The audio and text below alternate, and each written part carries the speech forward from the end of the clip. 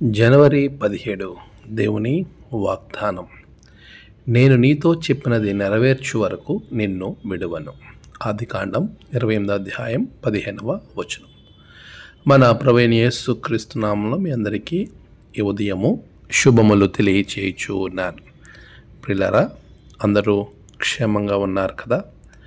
దేవుని మహాకృపలో మనము మరొక పర్యాయము ఈ విధంగా వాక్య రూపేణ కలుసుకోవడానికి దేవుడిచ్చిన సమయాన్ని బట్టి ప్రభువుకి నేను ఎనలేని స్తుతులు చెల్లించుచూ ఉన్నాను. ప్రియ విశ్వాసి, మన జీవితంలో ఎన్నో ఆశీర్వాదాలను దేవుని యొద్ద నుండి పొందుకుంటూ ఉంటాం.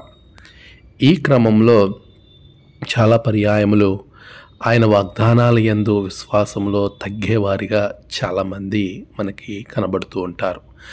కొన్ని సందర్భాల్లో ఆ జాబితాలో నీవు నేను కూడా ఉంటూ ఉంటాం. అపవాది ప్రతి ఒక్కరిని శోధిస్తూ ఉంటుంది.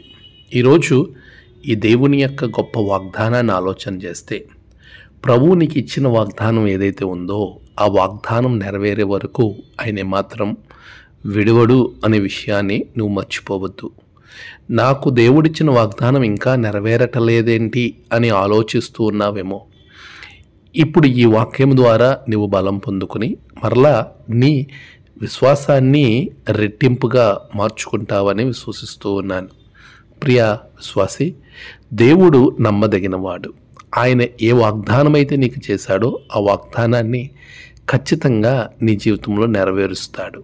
అయితే మనం ఆ వాగ్దానాన్ని ఎత్తిపెట్టి ప్రార్థించే వారంగా ఉండాలి, దాన్ని నమ్మేవారిగా ఉండాలి, క్రియలో కనబరిచే వారంగా ఉండాలి.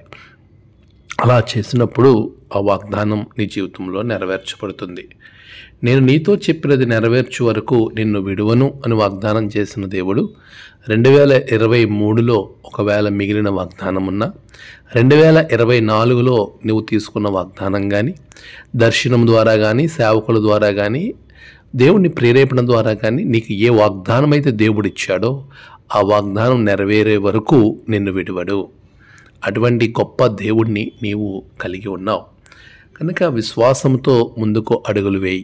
దేవునిలో ప్రార్థించు, ఆయనతో సహవాసంలో ఉండు.